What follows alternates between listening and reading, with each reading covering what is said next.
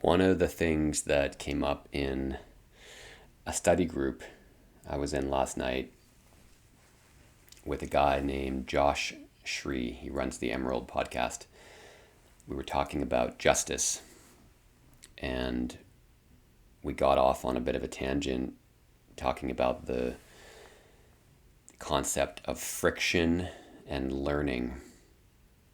And we talked about how the lessons that we really embody, meaning the ones that get installed deep inside of our body, not just our brain or the lessons of the mind, but those deeply ingrained lessons, they all come as a result of embracing friction.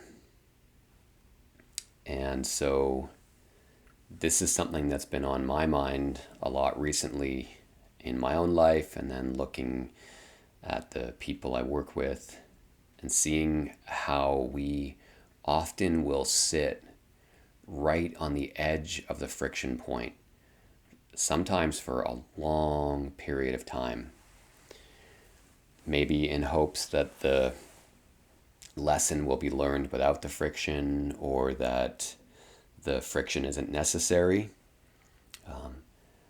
I've also seen people go the other route where they just dive into the most intense, painful experience they can in order to learn the lesson. And I think there's a middle ground in there where you decide the lesson that you want to learn and then find ways to embrace the friction without making it masochistic.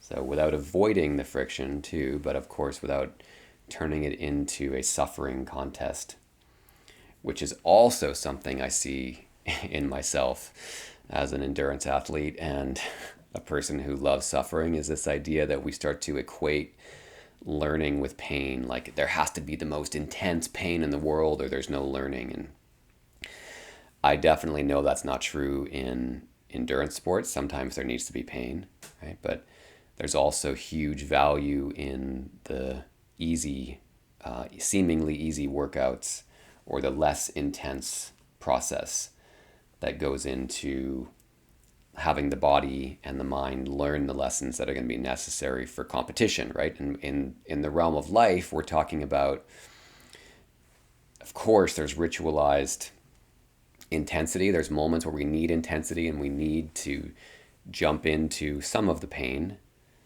as long as it doesn't become a habit. And of course, that involves moving from beyond that friction point.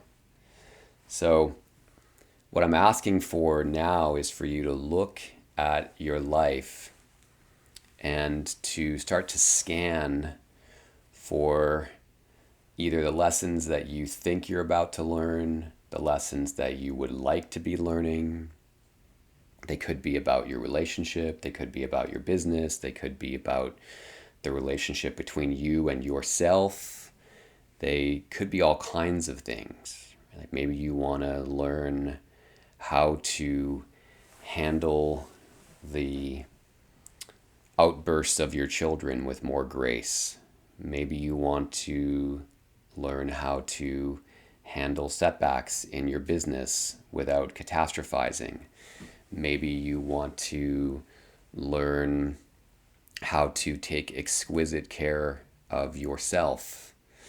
All kinds of lessons that could be showing up for you in life. So just scan and pick one. Pick one of these lessons. And then consider, where are you sitting in relationship to the learning of that lesson? Are you sitting right on the edge of the friction point?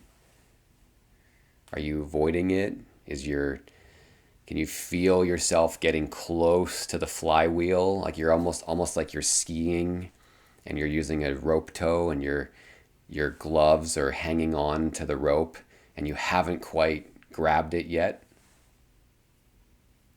Or are you habitually just jumping into the pain in the hopes that the more suffering you do, the more the lesson will be learned, or that the lesson can't be learned without the most intense suffering. And then imagine you could create a scenario for yourself where you embrace the friction without turning into a masochist and without sitting on the sidelines. What trial would you want to put yourself through that has the right amount of friction, right?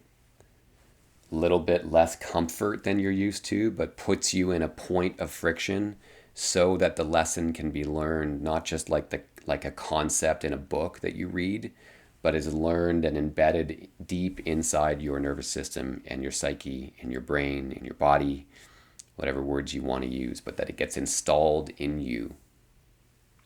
And imagine that you could design this trial and then commit just to taking on the trial. Maybe the trial is that you decide you're going to become more artful when your children have outbursts. And so you put yourself in a ready position, knowing the outburst is coming, and the trial is going to be that you just monitor yourself without judgment the next time it happens. Maybe you do this for a month, and the trial is you're just going to, as much as you can, stay in your heart and stay relaxed while your child has an outburst, even if it happens in a very public place. So you're not going to create the outburst for your child, but you're also not going to put yourself through torture to learn the lesson.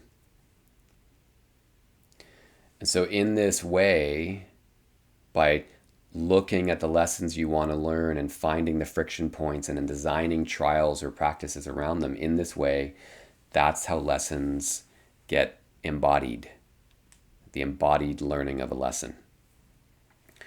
One of my teachers used to say that you really only have two choices when it comes to learning from a teacher. You can find a spiritual teacher, or time will be your spiritual teacher. And she used to say that time is an incredibly cruel teacher because she often saves the most important lessons for the very end. Whereas with the right spiritual teacher, you could learn these important lessons while you're alive, while you can live them fully. And I think this gives us another option, which is whether you have a spiritual teacher or not, right? Can the almost ritualized embracing of friction be used as a way to accelerate the learning of lessons and accelerate the installation of those lessons in your brain and body?